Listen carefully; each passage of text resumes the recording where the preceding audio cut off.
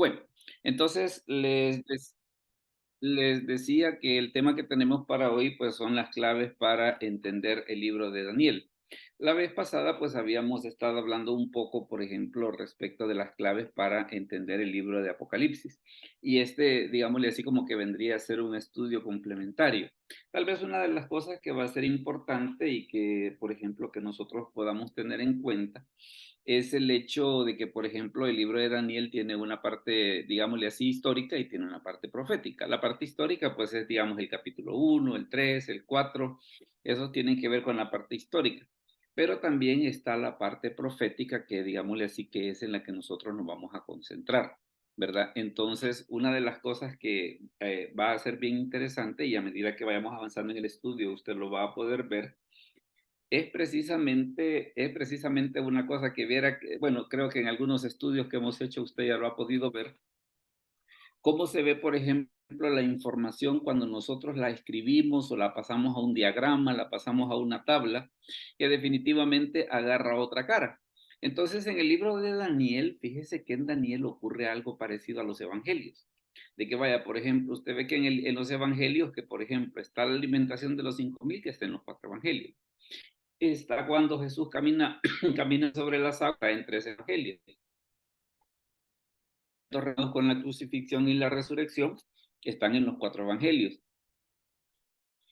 Veíamos la vez pasada en Apocalipsis de que ocurre algo, de que hay oraciones en Daniel, en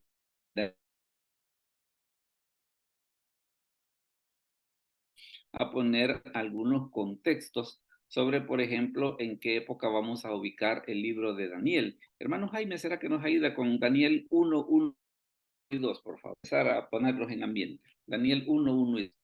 Palabra de Dios dice así: en el año tercero del reinado de Sin, rey de Judá, vino Nabucodonosor, rey de Babilonia, a Jerusalén, y el Señor entregó en sus manos a Joachim, rey de Judá, y parte de los utensilios de la casa de Dios, y los trajo a tierra de Sinar, a la casa de su Dios, y colocó los utensilios en la casa del tesoro de su Dios. Palabra de Muchas Dios. gracias. Entonces, ¿en qué época estamos nosotros ubicando el libro de Daniel? Precisamente en la época del cautiverio y siendo más específicos el año 605, que es precisamente cuando se da esta situación que dice el versículo 1 de que vino Nabucodonosor, rey de Babilonia, a Jerusalén, pero que el versículo 2 tiene un detalle un poco curioso, porque dice, y el Señor entregó en sus manos, o sea, en las manos del rey Nabucodonosor, a Joacim, rey de Judá, y parte de los utensilios de la casa de Dios. Y claro, y una de las cosas que podríamos decir, pero ¿y por qué? Ah, bueno, es que por bien interesante. He estado advirtiendo durante tiempo dar los ídolos. Y ve profeta tras profeta, y por eso usted ve ese estribillo en los libros de Reyes y de Crónicas, dice, con todos los lugares altos no fueron quitados. Porque esa fue una plaga de que esa gente la tuvo, y en qué momento fue que prácticamente la idolatría desapareció de Israel después del cautiverio. O sea que necesitaron una cura de caballo precisamente para entender de que tenían que dejar esa situación. Entonces el libro de Daniel está ubicado precisamente en esa época. Tenemos precisamente que el significado de Daniel es bien interesante y si alguien dice, y mire cómo se dice Daniel en el hebreo, se dice igualito, se dice Daniel. Hay nombres que en el hebreo no se dicen igual, ¿va? Por ejemplo, Isaías en hebreo se dice Yeshayah, Jeremías se dice Yirmeyah, pero en el caso de Daniel sí es igualito. Así que si usted le quiere presumir a alguien de que puede hebreo, pues dígale que sí. Y si le dice, pues decime alguna palabra en hebreo, pues Daniel va. Entonces ahí tiene en ese sentido. Daniel lo que significa, como les decía, es Dios es mi juez. La otra cosa tiene que ver precisamente con la época en la que nosotros ubicamos el libro de Daniel, que es precisamente entre el año 605 y el 536 antes de Cristo. Le menciono esto precisamente porque hay escritores, por ejemplo, que dicen de que el libro de Daniel fue escrito en el año 165. Y se veía de que todas las profecías que están en el libro de Daniel no son profecías, sino que dice esta gente que lo que hizo Daniel fue que como escribió en el 165, agarró toda la historia que hasta ese momento se conocía y la hizo profecía. Claro, ese dato es incorrecto.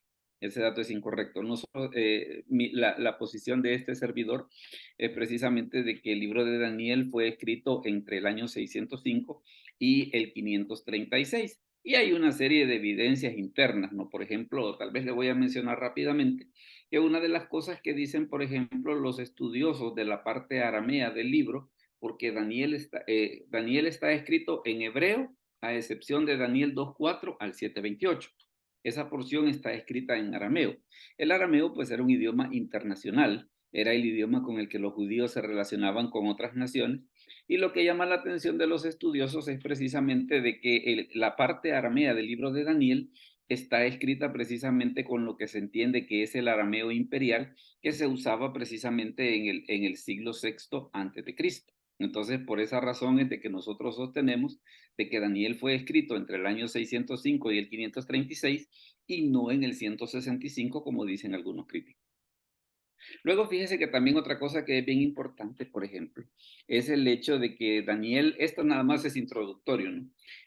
Daniel, una de las cosas importantes que tiene es de que nos demuestra la fidelidad en tierra extraña. Porque fíjese de que hay dos personajes en las escrituras de las cuales no se mencionan sus pecados. Uno de ellos es José en Egipto y el otro es Daniel en Babilonia. Entonces, estos dos personajes, a pesar de que las escrituras tienen narraciones bien largas, no mencionan que hayan cometido algún tipo de falta ni cosa que se parezca, ¿va? Entonces, en ese aspecto, el libro de Daniel, la verdad que es bien ilustrativo, pues en el sentido de poder decir, mire, se puede ser fiel a Dios aún viviendo en tierra extraña, pues. Entonces, ese es un detalle que es importante y que vale la pena resaltar. Luego, fíjese que, por ejemplo, con Daniel ocurre una curiosidad. ¿Por qué es importante entender Daniel?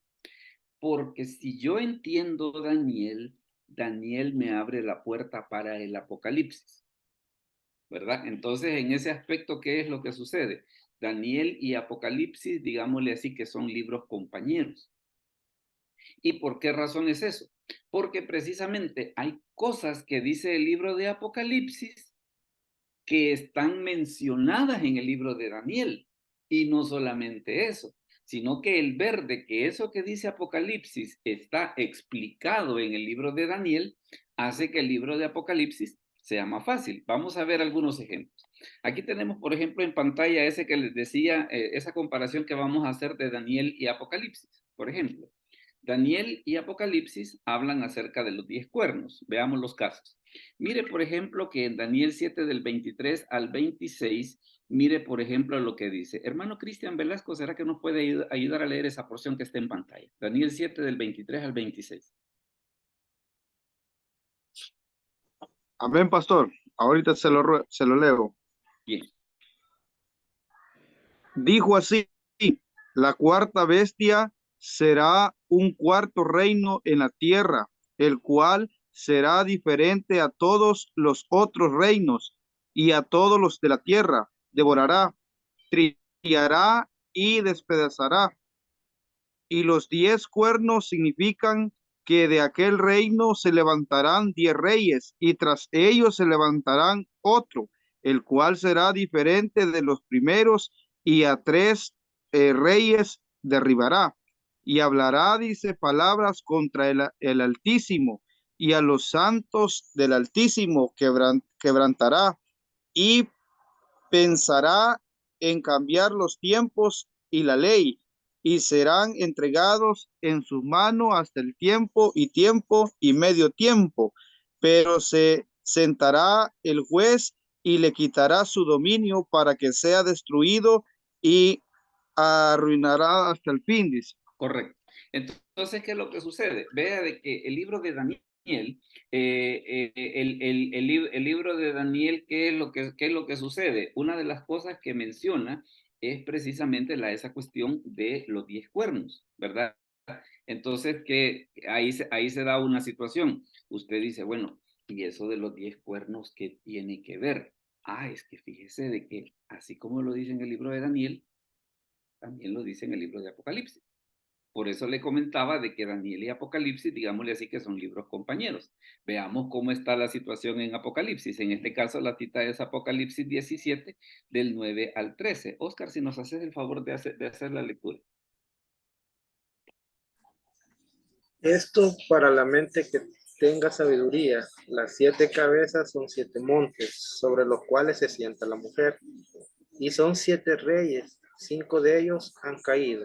Uno es, y el otro aún no ha venido. Y cuando venga es necesario que dure breve tiempo. La bestia que era y no es también el octavo. Y es de entre los 7 y va a la perdición. Y los 10 cuernos que has visto son 10 reyes que aún no han recibido reino, pero por una hora recibirán autoridad como reyes juntamente con la bestia. Estos tienen un mismo propósito y entregarán su poder y su autoridad a la bestia. Correcto. Entonces vea esta situación. Apocalipsis habla de 10 reyes, Daniel habla de 10 reyes. Entonces, por esa, ahí usted, usted puede ver en la pantalla, por ejemplo, que le he marcado en amarillo precisamente la parte esa en la que Daniel y Apocalipsis coinciden, en el sentido de decir, mire, Apocalipsis habla de 10 reyes, Daniel habla de 10 reyes. Daniel habla en la parte en amarillo, dice, y tras de ellos se levantará otro cuerno, el cual será diferente a los primeros, y a 3 reyes derribará. Ese cuerno que derriba a 3 reyes, ¿quién es? Es el anticristo que aparece en el libro de Apocalipsis, donde dice, y los 10 cuernos que has visto son 10 reyes que aún no han recibido autoridad, pero por una hora recibirán autoridad como reyes juntamente con la bestia. La otra cosa que también el libro de Daniel le da la pista para entender el Apocalipsis, si lo vemos en lo que es en la parte de Daniel, es esto, mire, ¿ve? Si lo que es en la parte de Daniel es esto, cuando habla acerca de tiempo, tiempos y medio tiempo, aquí donde estoy pasando el puntero. ¿Y eso qué es? Es la duración de la gran tribulación. En el libro de Apocalipsis también se habla de tiempo, tiempos y la mitad de un tiempo. Se habla acerca de 42 meses. Entonces, ¿qué es lo que sucede? Vea de que en este aspecto, ¿qué es lo que sucede? Daniel y Apocalipsis son libros compañeros. Ese es por mencionar la parte de los 10 cuernos. Fíjese que otra cosa también que tienen en común Daniel y Apocalipsis, ¿qué es? Es precisamente la cuestión esta de los tiempos que le estaba mencionando, mire. Porque, por ejemplo, en este caso, mire lo que dice, por ejemplo, vamos a leer quizás nada más para avanzar un poquito con el tiempo, Daniel 12:7. Hermano David, ¿será que nos puede leer Daniel 12:7? Amén, pastor, buenas noches. Sí, Buenas noches. ahorita, 12:7. Sí.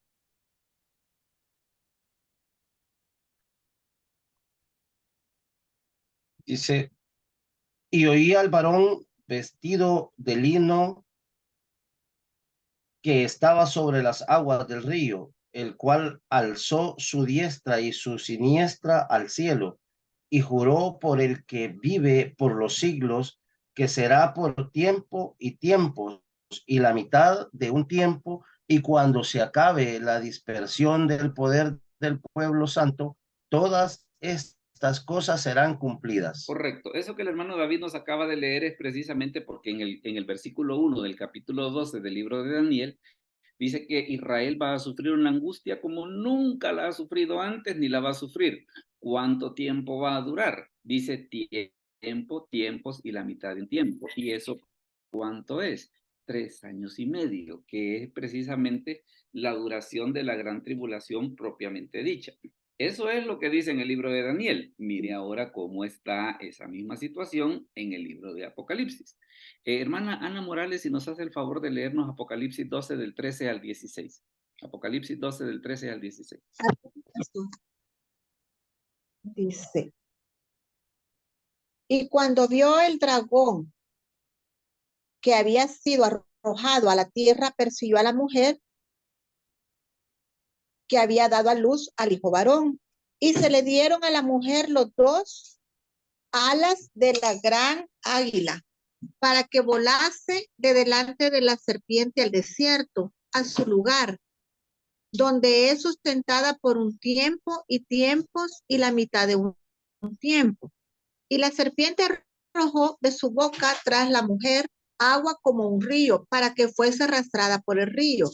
Pero la tierra ayudó a la mujer, pues la tierra abrió su boca y tragó el río que el dragón había echado de su boca. Gracias. Entonces, ¿quién es el dragón? Es Satanás. ¿Quién es la mujer? Es el pueblo de Israel. Lo sabemos precisamente porque Apocalipsis dice que tenía como parte de su vestimenta el sol, la luna y 2 estrellas, que es precisamente el sueño de que José tuvo respecto de sus hermanos. Ahora, ¿qué es lo que sucede? Dice de que viene el dragón, dice, y arroja un río contra la mujer. ¿Qué es eso? La persecución de Satanás contra el pueblo de Israel. ¿Durante cuánto tiempo va a ser? Mire, acá lo tenemos, dice por tiempo y tiempos y la mitad de un tiempo. ¿Y eso de dónde lo sacamos? Lo sacamos del libro de Daniel. Lo sacamos del libro de Daniel. Entonces, en ese aspecto, para poder entender Apocalipsis, Daniel, le diré, digámosle así, es una pieza del rompecabezas bien interesante y bien importante. Claro, que viene a la cosa de que, mire, ¿por cuál empezamos primero? Va? Yo le recomiendo, por ejemplo, de que ya si usted lo quiere hacer a título personal, por ejemplo, de entender el Apocalipsis, yo le recomendaría que lea primero Daniel, ¿va? Yo le recomendaría que lea primero Daniel, aunque si lea Apocalipsis primero, pensaría yo que no tiene por qué haber mayor diferencia. Pero digamos, siguiendo un proceso lógico, como que sería mejor primero leer el libro de Daniel y después Apocalipsis, y ya a la hora de ir sentando las bases, pues entonces usted lleva los 2 libros a la par, así como nosotros estamos haciendo acá. Entonces vea de que en ese caso Daniel y Apocalipsis tienen en común esa cuestión de los tiempos y del tiempo, tiempos y medio tiempo. Otra cosa que Daniel y Apocalipsis tienen en común es esto, mire, ve. A ver, hermana Claudia, dígame, perdón. Le veo que levantó la mano.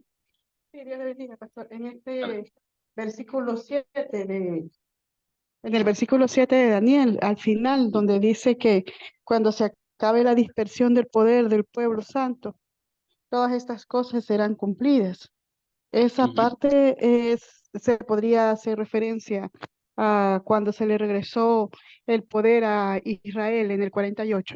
Sí, y fíjese que esa es una de las cosas que precisamente a nosotros nos hace ver de que en esta época estamos quizás mucho más cerca que antes de que todo ese tipo de cosas sucedieran.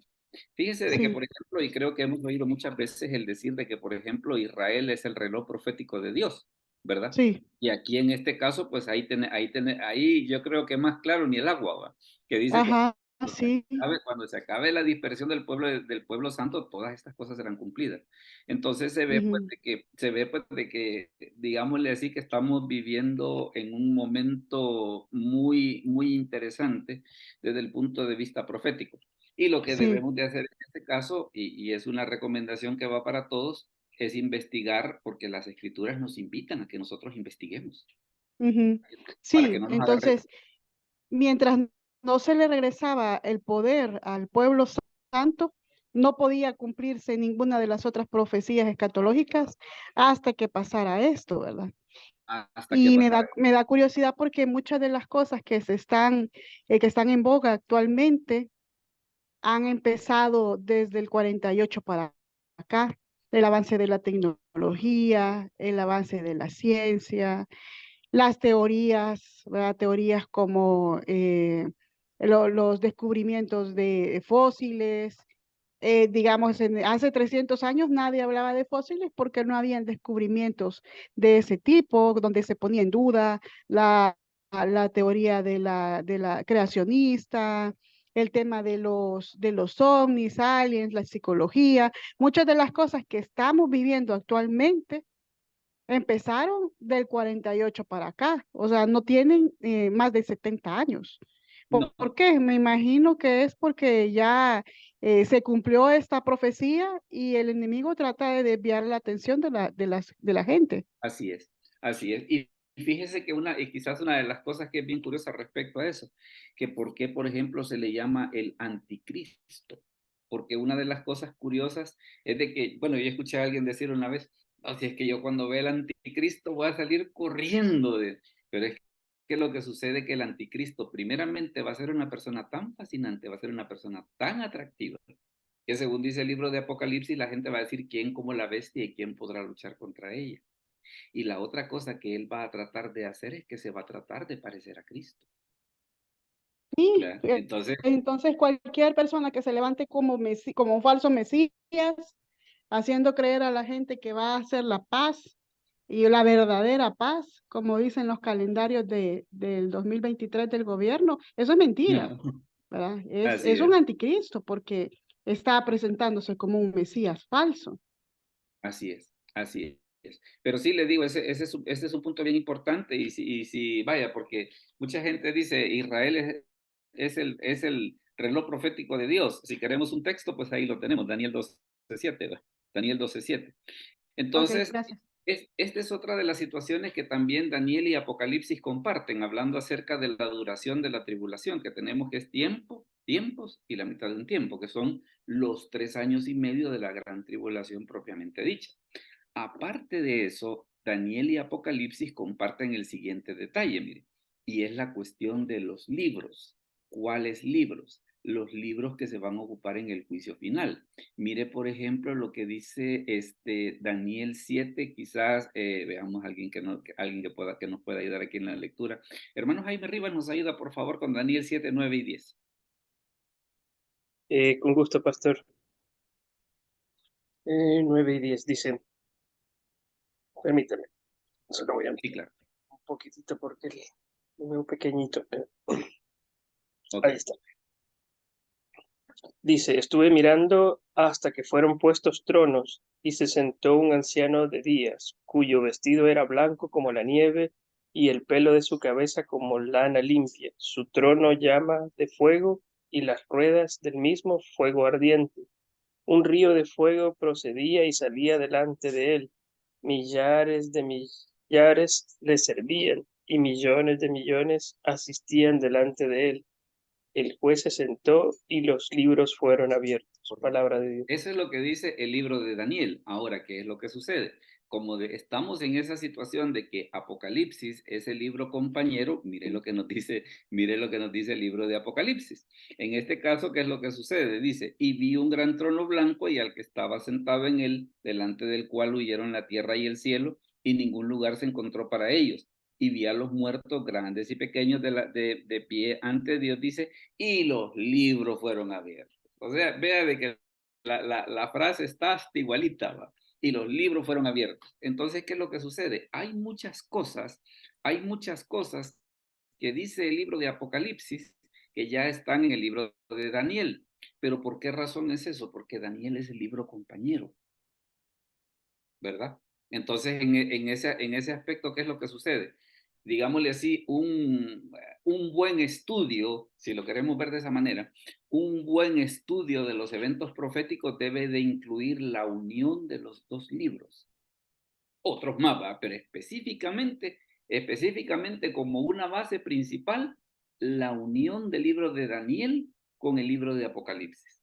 ¿Por qué razón? Porque hay cosas que están dichas en Apocalipsis y que tal vez si las vemos así nomás podrían sonar un poco extrañas, que tienen su trasfondo en Daniel y con una mejor base para poder explicarlos, ¿verdad? Entonces en ese aspecto puede usted darse cuenta de que Daniel y Apocalipsis tienen, digámosle así, esa base. ¿Quiere usted entender Apocalipsis? Délse una leidita al libro de Daniel que se va a dar cuenta que hay un montón de cosas que al leer Daniel y al tener la base de Daniel, se le va a facilitar bastante para poder entender el Apocalipsis. Luego fíjese que, por ejemplo, tenemos otra situación y ahorita vamos a pasar a una parte que esta parte es bien especial. Yo les comentaba hace un momento de que el libro de Daniel tiene la curiosidad de que al igual que los evangelios, se entiende en base a pasajes paralelos. Porque fíjese que en Daniel hay 4 capítulos que es básicamente lo mismo, pero explicado de otra manera. ¿Cuáles son? El capítulo 2, el capítulo 7, el capítulo 8 y el capítulo 11. Lo voy a repetir. Hay 4 capítulos en el libro de Daniel que se tienen que ver en paralelo para poder entender la parte profética. ¿Cuáles son? Capítulo 2, capítulo 7, capítulo 8 y capítulo 11. Entonces, eso es precisamente lo que nosotros vamos a hacer. Lo que nosotros vamos a hacer ahorita es la unión de esos 4 capítulos y se va a dar cuenta que después de esto que nosotros vamos a hacer, ¿qué es lo que sucede? Daniel se va a hacer un libro más claro de lo que usted se imagina, considerando esos 4 capítulos. Capítulo 2, capítulo 7, capítulo 8 y capítulo 11. Así que como dicen en YouTube, vamos a comenzar. Y mire qué es lo que sucede. La base está aquí, mire, ve. La base está aquí. Oscar, léenos, por favor, esa porción de Daniel 2 del 29 al 35. Estando tú, oh rey, en tu cama, te vinieron pensamientos por saber lo que había de ser en lo porvenir. Y el que revela los misterios te mostró lo que ha de ser. Y a mí me ha sido revelado este misterio, no porque en mí haya más sabiduría que en todos los vivientes, sino para que se dé a conocer al rey la interpretación y para que entienda los pensamientos de tu corazón. Tú, oh rey, veías y he aquí una gran imagen. Esta imagen, que era muy grande y cuya gloria era muy sublime, estaba en pie delante de ti y su aspecto era terrible. La cabeza de esta imagen era de oro fino, su pecho y sus brazos de plata, su vientre y sus muslos de bronce, sus piernas de hierro, sus pies en parte de hierro y en parte de barro cocido.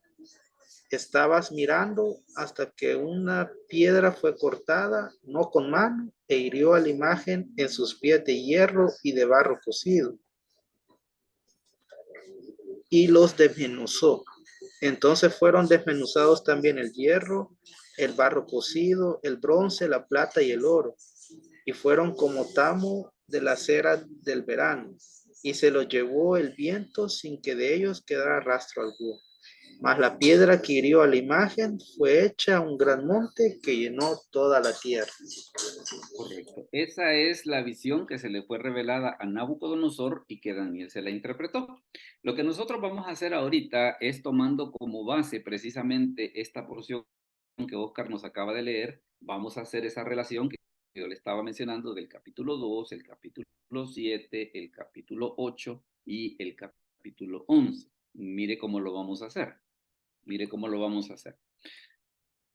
Por ejemplo, la visión de que se le reveló a Nabucodonosor hablaba acerca de Babilonia, Medo-Persia, Grecia y Roma. Habla acerca de 10 reyes, habla acerca de que después va a haber un reino que no va a ser conmovido.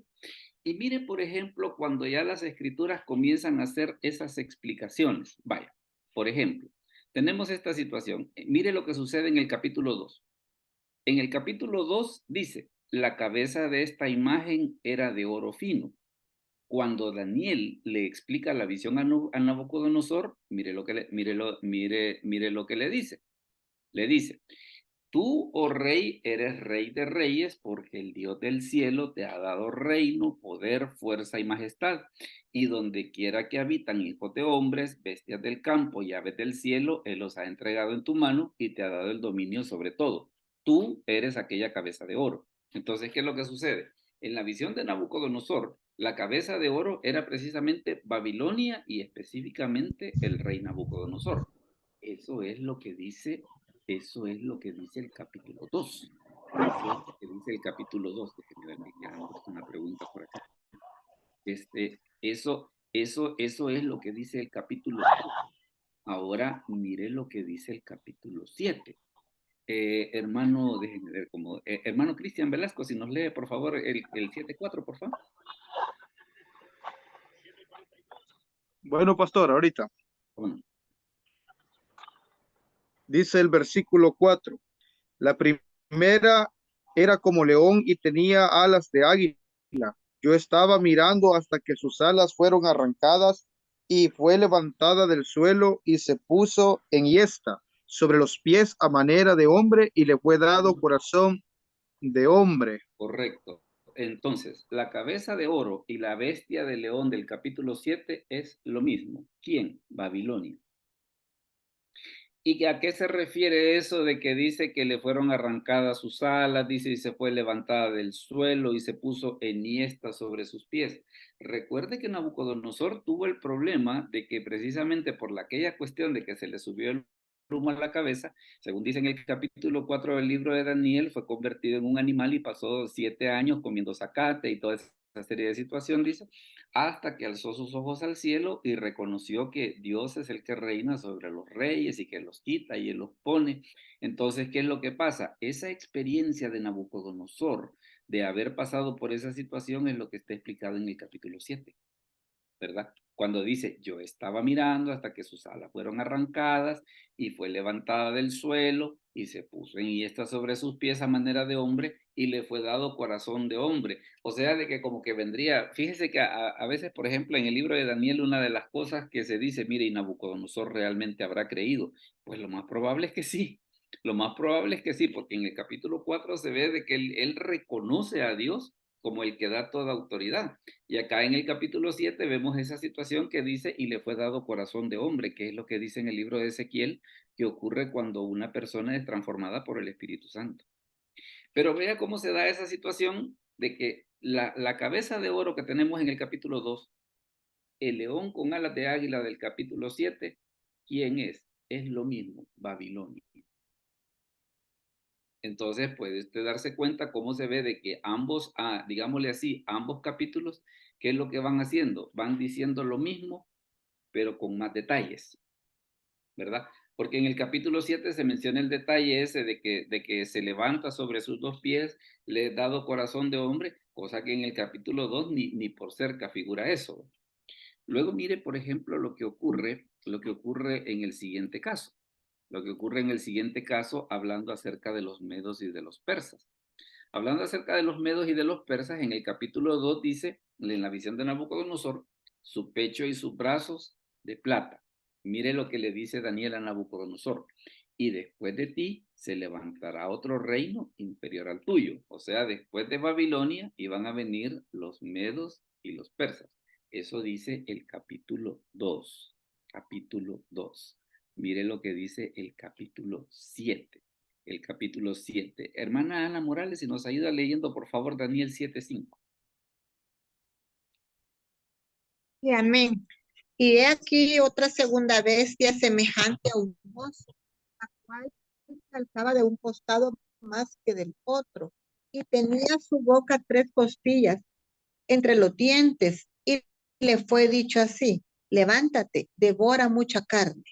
Correcto. Entonces esa segunda bestia que es mencionada en el capítulo 7, que es semejante a un oso, pero que se alzaba de un costado más que del otro, ¿quién es? Es el pecho y los brazos de plata del capítulo 2 del libro de Daniel.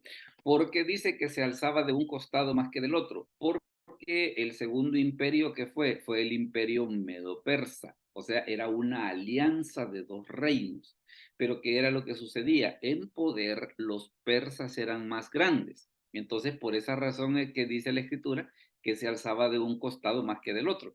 Vea entonces qué es lo que sucede. En el capítulo 2 se habla acerca de un segundo imperio, pero no menciona que es un imperio formado de una alianza. El capítulo 7 sí lo hace. Entonces, es ahí donde vamos a la cuestión de que ¿qué hace el capítulo 7? Agregar detalles al capítulo 2. Pero fíjese que aquí se da todavía otra situación más interesante. Mire lo que ocurre en el capítulo 8. Hermana Claudia, si nos puede leer capítulo 8, versículos 3 y 4, por favor.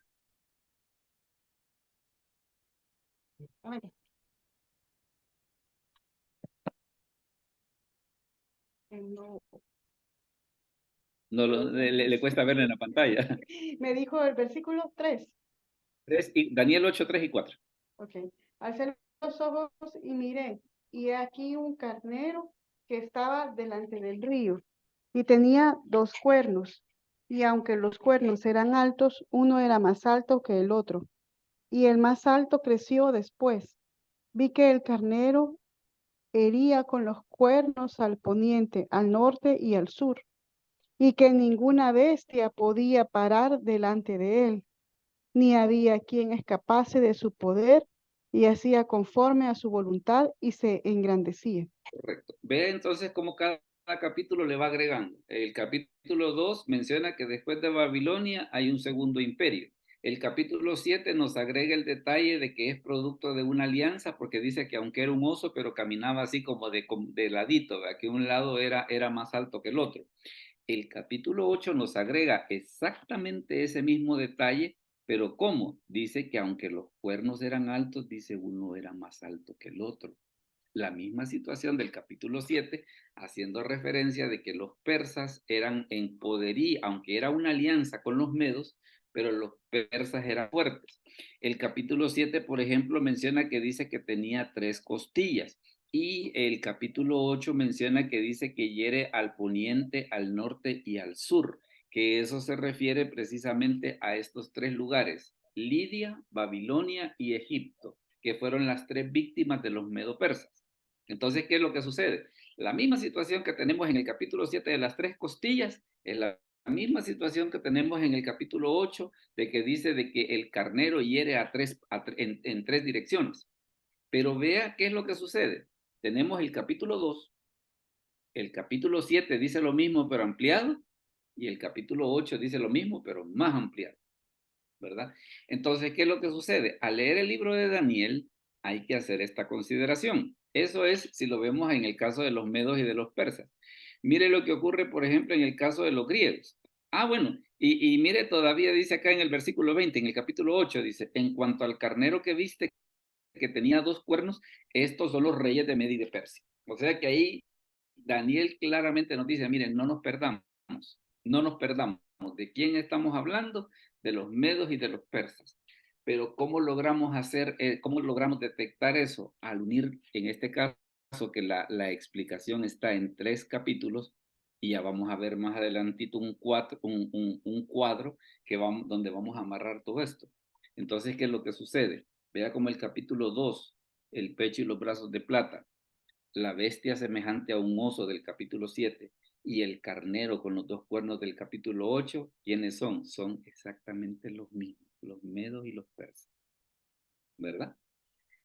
Luego, si seguimos en esto que estamos haciendo, perdón, no sé si hay alguna duda hasta aquí o hay algo que no me he dado a entender. Recuerde que si algo tiene duda me puede interrumpir con mucho gusto, ¿verdad? Pero si no, pues seguimos.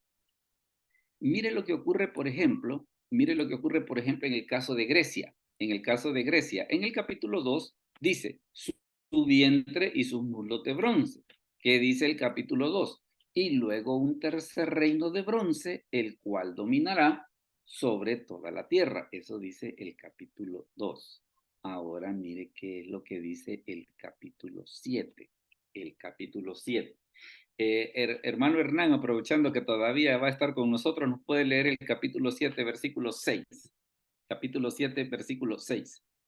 Con todo gusto, pastor. Después de esto, miré y he aquí otra semejante a un leopardo, con 4 alas de ave en sus espaldas. Tenía también esta bestia 4 cabezas y le fue dado dominio. Amén. Correcto. Entonces, el vientre y los muslos de bronce, ¿quiénes son? Los griegos. El leopardo con 4 alas y con 4 cabezas, ¿quién es? Grecia. Solo que el capítulo 7 nos agrega un detalle de que, digámosle así, quien llevó a Grecia a la cúspide, ¿quién fue? Alejandro Magno. Pero cuando estaba en lo mejor de su conquista, Alejandro se murió. ¿Y qué fue lo que sucedió? Su reino se dividió entre sus 4 generales, que eran Ptolomeo, Seleuco, Casandro y Lisímaco. Por eso es que menciona en este caso que la bestia tenía 4 cabezas. Eso es lo que dice el capítulo 7. Ahora, mire lo que dice el capítulo 8. Dice, mientras yo consideraba esto, he aquí un macho cabrío venía del lado poniente sobre la faz de la tierra sin tocar tierra. Y aquel macho cabrío tenía un cuerno notable entre sus ojos, que ese es Alejandro. Y vino hasta el carnero de 2 cuernos que yo había visto en la ribera del río, o sea, contra Medio Persia, y corrió contra él con la furia de su fuerza. Y lo vi que llegó junto al carnero y se levantó contra él y lo hirió y le quebró sus 2 cuernos. Y el carnero no tenía fuerzas para pararse delante de él. Lo derribó por tanto en tierra y lo pisoteó, y no hubo quien librase al carnero de su poder. Y el macho cabrío se engrandeció sobremanera, pero estando en su mayor fuerza, o sea, cuando Alejandro Magno estaba en la cúspide de su conquista, aquel gran cuerno fue quebrado y en su lugar salieron otros 4 cuernos notables hacia los 4 vientos del cielo. O sea, de que al morir Alejandro, como no tenía sucesor, entonces, ¿qué hicieron? Lo repartieron entre los 4 generales, entre Ptolomeo, Seleuco, Casandro y Lisímaco. Entonces dijeron ellos, bueno, señores, muerto el rey, vive el rey, repartamos, ¿verdad? Y mire lo que dice, todavía el versículo 21. El macho cabrío es el rey de Grecia, y el cuerno grande que tenía entre sus ojos es el rey primero. Y en cuanto al cuerno que fue quebrado y sucedieron 4 en su lugar, significa que 4 reinos se levantarán de esta nación, aunque no con la fuerza de él. Detalle importante. Nosotros ahorita lo estamos leyendo como historia, para Daniel era profecía. Ese es un detalle que es muy importante que hay que tener en cuenta. Nosotros lo estamos viendo como historia, pero mucho de esto que nosotros estamos leyendo, Daniel no lo vio. Daniel no lo vio. Pero ¿qué es lo que sucede? Viene Dios y le dice, mira, de aquí para allá, cuando vos te muras, va a pasar esto, va a pasar esto, va a pasar esto y va a pasar esto. O sea, para Daniel era profecía. Nosotros, pues, que estamos de este lado de la cancha, estamos viendo, mire, eso fue lo que pasó en la historia. Sí, pero cuando Daniel lo dijo, era profecía. Eso es hablando acerca de Grecia. Ahora mire lo que sucede, por ejemplo, hablando acerca de Roma.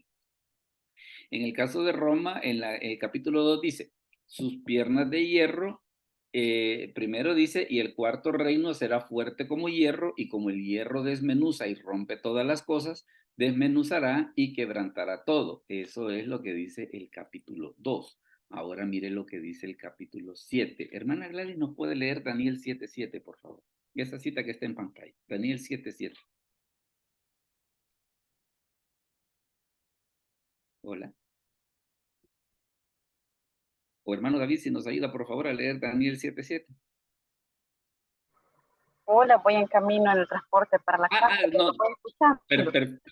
Perfecto, no se preocupe. Hermano David, si nos ayuda, por favor. Amén.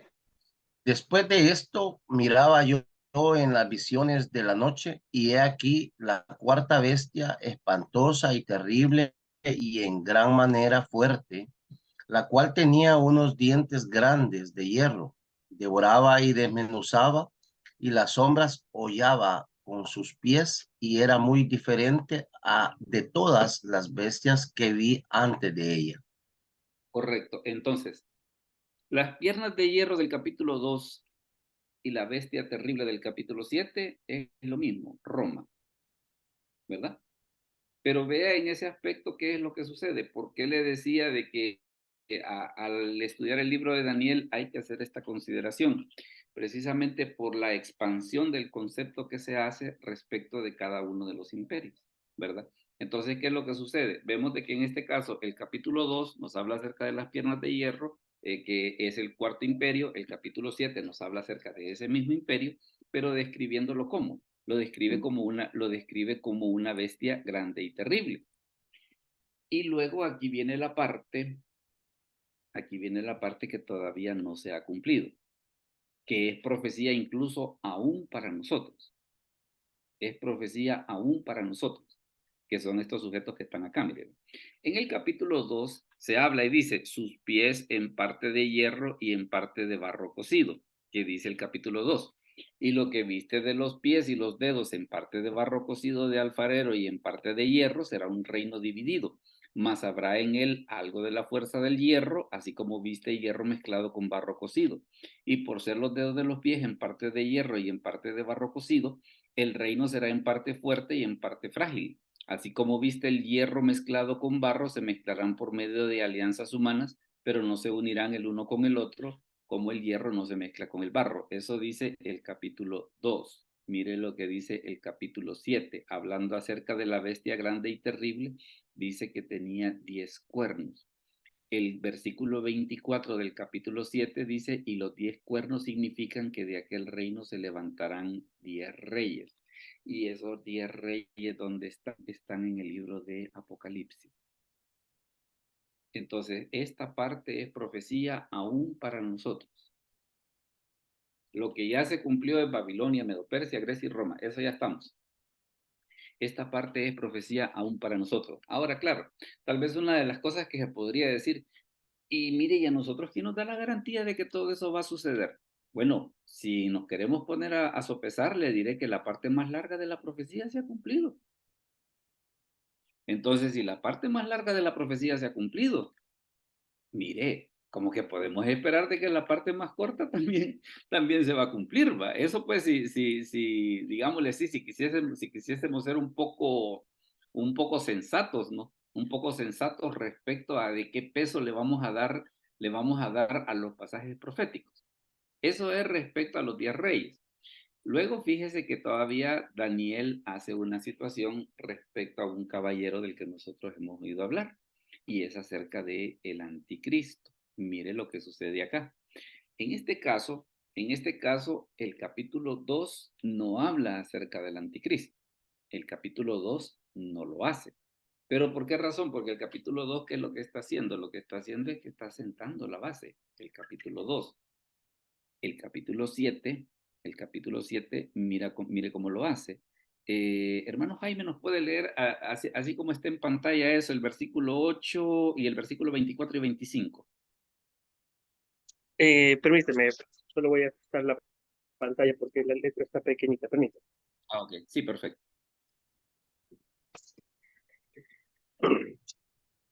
Dice así, palabra de Dios. Mientras yo contemplaba los cuernos, he aquí que otro cuerno pequeño salía entre ellos, y delante de él fueron arrancados 3 cuernos de los primeros. Y he aquí que este cuerno tenía ojos como de hombre y una boca que hablaba grandes cosas. Y tras ellos se levantará otro, el cual será diferente de los primeros, y a 3 reyes derribará y hablará palabras contra el Altísimo, y a los santos del Altísimo quebrantará, y pensará en cambiar los tiempos y la ley, y serán entregados en su mano hasta tiempo y tiempos y medio tiempo. Palabra de Dios.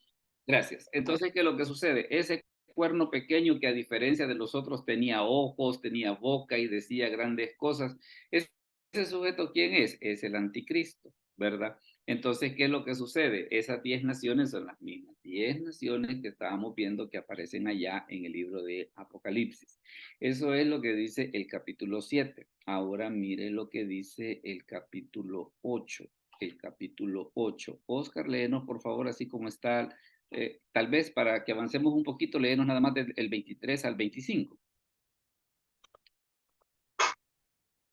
Y al fin del reinado de estos, cuando los transgresores lleguen al colmo, se levantará un rey altivo de rostro y entendido en enigma, y su poder se fortalecerá, mas no con fuerza propia, y causará grandes ruinas, y prosperará y hará arbitrariamente, y destruirá a los fuertes y al pueblo de los santos. Con su sagacidad hará prosperar el engaño en su mano, y en su corazón se engrandecerá, y sin aviso destruirá mucho. Correcto. Entonces aquí en este aspecto vea de que aquí sí estamos empatados, porque el cuerno pequeño del capítulo 7, ahora en el capítulo 8 hay una situación de que el cuerno pequeño del capítulo 8, y quiero hacer esta salvedad, el cuerno pequeño del capítulo 8 es una profecía de doble cumplimiento. ¿En qué sentido? Hay detalles del capítulo 8 que se cumplieron en la época de Antíoco Epífanes IV, y hay detalles del capítulo 8 que van a tener su cumplimiento en el anticristo. Porque, por ejemplo, esa profecía que está de las 2300 mañanas y tardes, que otro día podemos hacer tiempo para explicarla, habla precisamente acerca de la profanación que hizo Antíoco Epífanes de sacrificar un cerdo en el lugar santísimo. Entonces ahí como quien dicen, mire, Antíoco hizo eso, comparado a lo que el anticristo va a hacer, si ponemos en balanza lo que hizo Antíoco y lo que el anticristo va a hacer, no hombre, lo que hizo Antíoco es un juego de niños. Entonces, ¿qué es lo que sucede? Ahí es donde las escrituras ya como que van, claro, usted puede decir, bueno, ¿y si ya lo dijo en el capítulo 7? ¿Y por qué lo tiene que repetir en el capítulo 8? O lo que hemos venido viendo en el caso de los otros pasajes, que lo dice en el 2, lo dice en el 7 y lo dice en el 8. ¿Y por qué lo repite? Mire, cuando la Biblia repite algo es porque es importante. Y hay que ponerle, pero muchísima atención. Entonces, le digo, esa es una clave que aplica para cualquier parte de las escrituras donde se da esa repetición. Cuando la Biblia repite algo es porque es tan importante, que hay que ponerle atención. Definitivamente, hay que ponerle atención. Eso es hablando acerca pues, del cuerno pequeño del capítulo 7 y del capítulo 8. Ahora mire la otra cosa, el reino de Dios. ¿Qué es lo que sucede? Mire cómo dice el capítulo 2. Estabas mirando hasta que una piedra fue cortada no con mano e hirió a la imagen en sus pies de hierro y de barro cocido y los desmenuzó. Entonces fueron desmenuzados también el hierro, el barro cocido, el bronce, la plata y el oro, y fueron como el tamo de las ceras de verano, y se los llevó el viento sin que de ellos quedara rastro alguno. Más la piedra que hirió la imagen fue hecha un gran monte que llenó toda la tierra. Eso dice el capítulo 2. Y bueno, y todavía el 44 dice que en los días de estos reyes el Dios del cielo levantará un reino que no será jamás, que no será jamás destruido, ni será el reino dejado a otro pueblo. Eso es lo que dice el capítulo 2. Mire lo que dice el capítulo 7. Hermano Jorge Ramos nos puede leer el capítulo 7, versículos 13 y 14. Hola. O veamos. Permítame. Hermana Claudia, nos lee Daniel 7, 13 y 14, por favor. Daniel 7, 13 y 14. Hola, hola. Yo creo que Te lo leo yo, pastor, ahorita. Sí me hace el favor, sí me hace el favor. Dice el 13.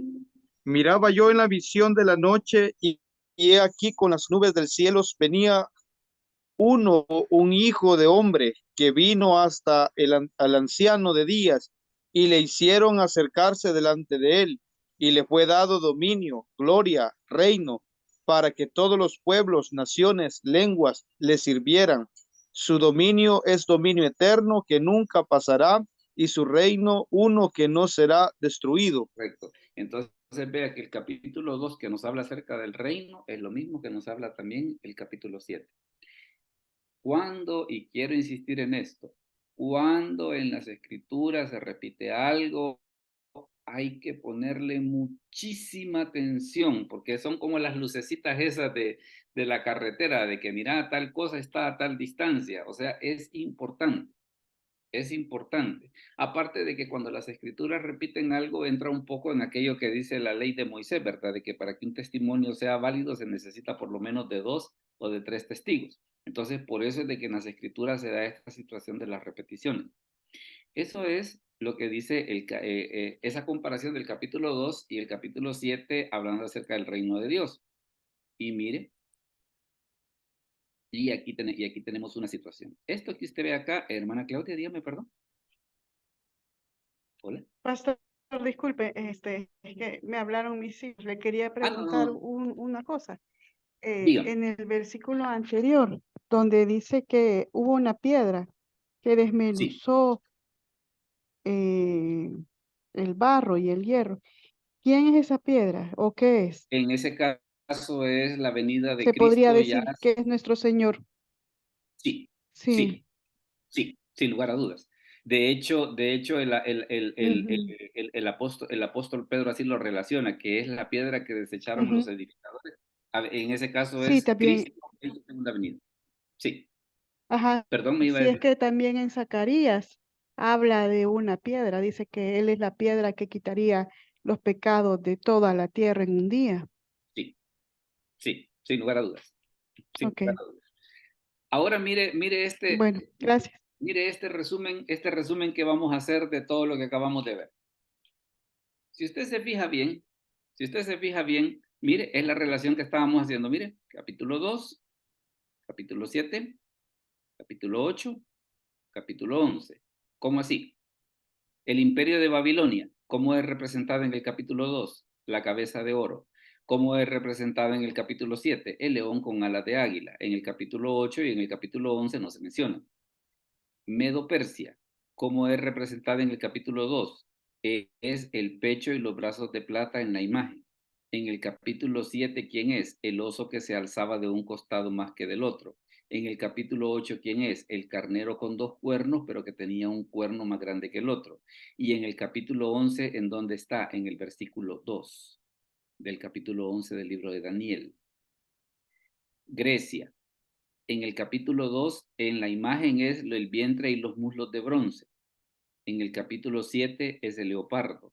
En el capítulo 8 es el macho cabrío. En el capítulo 11 se habla de Alejandro Magno en el versículo 3, de los 4 generales entre los que se es repartida el imperio cuando Alejandro muere, y del 5 al 20 hay una serie de profecías que como se salen, o sea, agregan demasiados datos como para poder meterlas en el cuadro, ¿verdad? Pero por lo menos para que tenga la referencia de que de dónde se habla acerca de Grecia, si es el capítulo 2, el vientre y los mulos de bronce. Si es el capítulo 7, el leopardo. Si es el capítulo 8, es el macho cabrío. Y si es el capítulo 11, desde el versículo 3 hasta el 20. Eso es esa comparación. Roma. En el capítulo 2 está en las piernas de hierro, en el capítulo 7 está en la bestia terrible, el 8 y el 11 no lo mencionan. Las 10 naciones son los pies, parte de hierro y parte de barro. ¿Quiénes son en el capítulo 7? Los 10 cuernos. El capítulo 8 y el 11 no lo mencionan. El otro rey, que en este caso es el anticristo, en el capítulo 7 es mencionado como el cuerno pequeño, en el capítulo 8 también es mencionado como el cuerno pequeño, y en el capítulo 11 se habla desde los versículos 21 al 35 de Antíoco Epífanes y del 36 al 45 del anticristo, ¿verdad? El reino de Dios. En el capítulo 2 se habla de él acerca de la piedra cortada no con mano. En el capítulo 7, el Hijo del Hombre que viene sobre el cielo, viene del cielo, y en el capítulo 8 y el capítulo 11 no se menciona. Entonces, vea en este aspecto lo importante que es el hacer esta consideración para poder entender el libro de Daniel, ¿verdad? Lo importante que es hacer esta consideración para entender el libro de Daniel. Porque ¿qué es lo que sucede? Al hacerlo de esta manera, nos da una perspectiva de que al leer los capítulos separados, no se ve. Entonces, ¿qué es lo que pasa? El que lo esté repitiendo es importante, póngale atención, por eso lo está repitiendo. Vamos a pasar al espacio de preguntas y comentarios. Si hay alguno de los cuadros a los que quiere que regresemos por alguna pregunta que vaya a hacer, me dice y yo me regreso al cuadro que usted necesite. Veamos, ¿alguna pregunta o algún comentario respecto de todo esto que hemos dicho? ¿Alguna pregunta o algún comentario? O todos estamos bien, estamos tan sesudos de que la agarramos a la primera. Veamos. Solamente, pastor, solamente dígame. En el capítulo 11, cuando habla del reino del sur y del norte, prácticamente estamos hablando de Grecia y de los medos y los persas. Sí. Está hablando sí. En el capítulo 11. Sí, así es.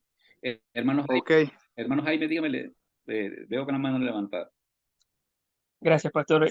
Usted mencionó algo que me llamó bastante la atención, de que, digamos, en el caso de Daniel y en el caso de José, con que son de los pocos, si no los únicos, que no mencionan que tuvieron condiciones de pecado. A pesar de que hay bastantes capítulos donde se ve de que si algo hubieran hecho, la escritura lo hubiese mencionado. Estuvieron expuestos muchas veces, ¿verdad? Al pecado. Sí, sí. Claro, tal vez no era que era, le digo, yo a veces he reflexionado un poco sobre eso y no es que eran perfectos ni cosa que se parezca, pero seguramente dentro de su vida no habían detalles importantes ante los ojos de Dios como para que tuviesen que ser mencionados. Correcto. ¿Verdad? Me imagino que en el caso, digamos, por poner otro ejemplo, se me escapa el nombre, además de Elías, el otro que ha sido arrebatado es Enoc. Enoc, sí. Enoc, por ejemplo, quizás sea porque es tan corto el relato de él que quizá tampoco quedó el tiempo pues para mencionarlo, ¿no? Pero fíjese que solo el hecho de que Dios se lo haya llevado dice mucho. Sí. Solo el hecho de que Dios se lo haya llevado dice mucho. En contraste, por ejemplo, Elías sí hace mención en todo el desarrollo pues de la historia de él, sí se ve pues que él sí estuvo en condiciones de debilidad, pues, de falta de fe, ¿verdad? Ah, sí, correcto. Entonces le diré, José y Daniel en ese aspecto comparten esa curiosidad de que si hicieron algo malo, pues ante los no fue importante para mencionar, ¿verdad? Hermana Claudia, dígame, perdón. Hola. Sí, en el 8, 3 y 4 me llama la atención lo que leímos, pastor, que menciona que el carnero hería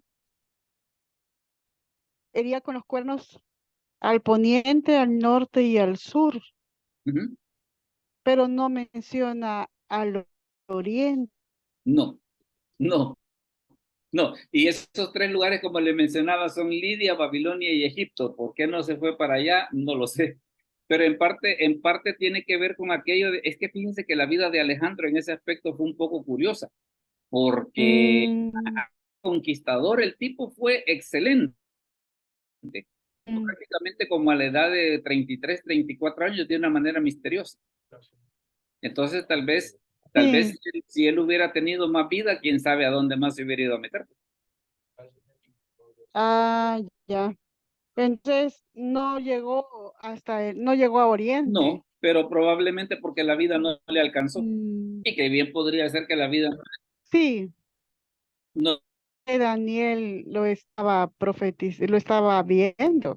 Sí, sí, porque estaba viendo a Alejandro Magno. Porque Daniel no vio eso. No vio eso. En la época en la que Daniel era cuando se está dando la transición de que Babilonia ha dejado de ser, y por eso es de que usted ve en el capítulo 6 del libro de Daniel, de que él ya está sirviendo a los medos y a los persas. Sí. O sea, empezó a agarrar, digámosle así, ese inicio, y de ahí para allá Daniel muere y todo lo demás no lo ve. No lo ve. Sí. Interesante hasta dónde le llegó a revelar el Señor a él, hasta con detalles, porque ese detalle de que Alejandro Magno no iba a llegar hasta ahí, pues es bastante específico. Sí. No, fíjese de que, por ejemplo, y déjenme mencionarle a todos esto. Si hay una de las cosas que puede servir como evidencia de que la Biblia es la palabra de Dios, es el libro de Daniel. ¿Cómo es que da profecías tan específicas que no dejan lugar a duda de quién se está hablando? Claro, los incrédulos se les ha ocurrido la feliz idea de decir, no, mire, es que Daniel escribió en el 165, agarró la historia y le dio cara de profecía. Pero ahí está de que tanto la evidencia histórica como la evidencia interna del libro apunta de que ese dato no es correcto, sino que Daniel escribió precisamente entre el 605 y el 536. Entonces, todo lo que él dijo de ahí para allá era profecía. ¿Verdad? Todo lo que dijo de ahí para allá era profecía. ¿Verdad? Y fíjese que es bien interesante, por ejemplo, déjeme antes de contestar en las siguientes preguntas para que no me vaya la idea. A veces hay quienes dicen, mire, ¿y usted ya leyó las profecías de Nostradamus? Yo le haría otra pregunta, ¿y usted ya leyó las profecías de la Biblia? Veamos, tenemos dos manos levantadas. Primero el hermano, bueno, ahorita solo veo la mano de empatía, mi hermano Jaime. Pastor, y en todo este contexto, ¿dónde queda ubicado, por ejemplo, lo de las 70 semanas? Bueno, es que lo de las 70 semanas prácticamente abarca desde los medos y los persas hasta el reino. O sea que las 70 semanas quedan como, digámosle así, como una cobija encima de todo esto. Porque la profecía dice desde la salida de la orden para restaurar y edificar a Jerusalén, y es a quien la dio Artajerjes a Nehemías en el periodo de los medos y de los persas.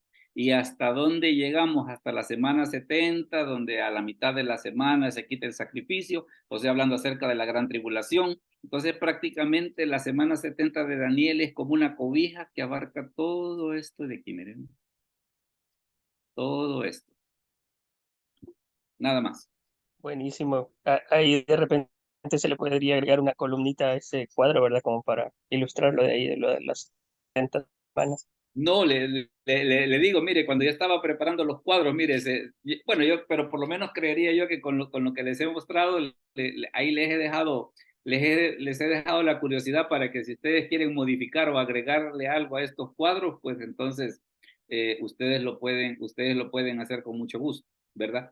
Fíjese de que, déjeme comentarle algo.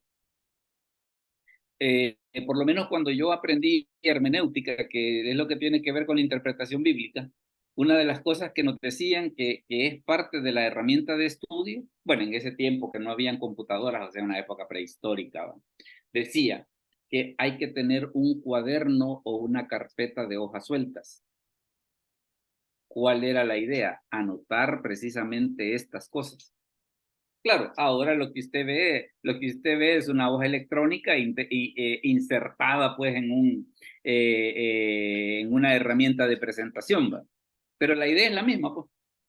La idea es la misma de que al tenerlo así escrito, dibujado, diagramado, a veces se ven cosas de que en la sola lectura no se ven.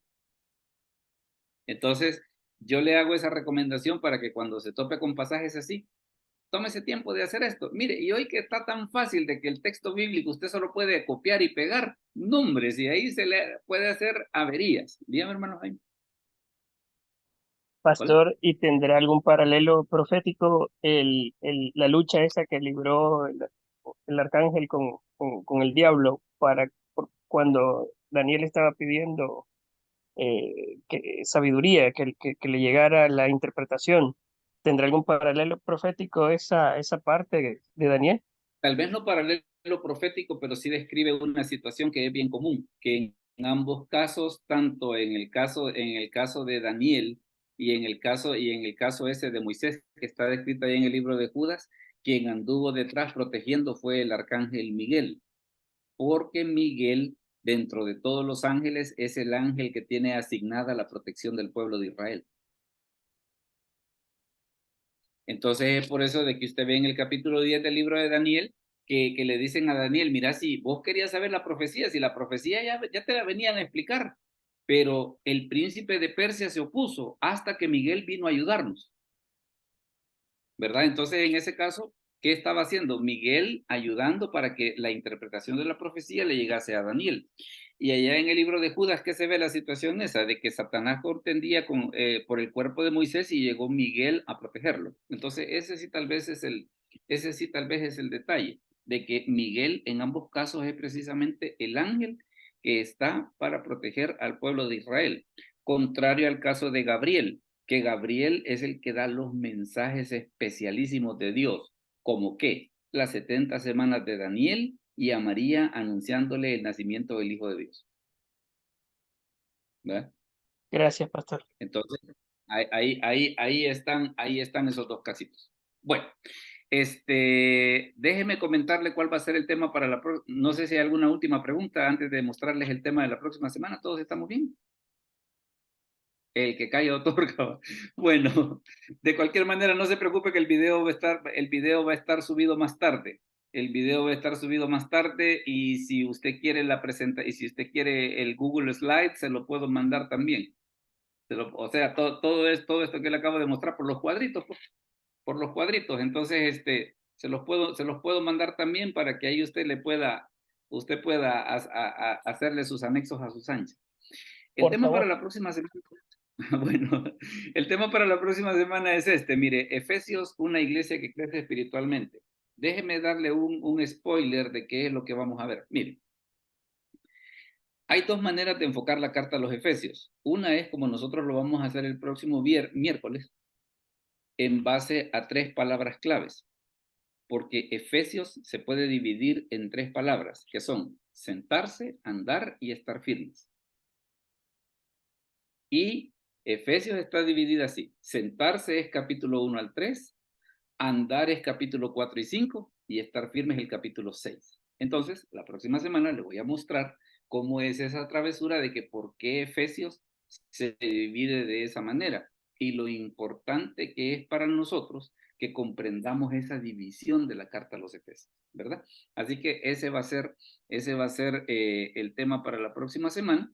Así que por ahora, pues no podríamos nada más de decir de que no podemos dejar de darle las gracias por habernos acompañado y tal vez vamos a hacer una oración final para despedirnos. Así que le voy a pedir que inclinemos el rostro y oramos al Señor. Te damos gracias por este momento, gracias por habernos permitido estar reunidos en esta noche.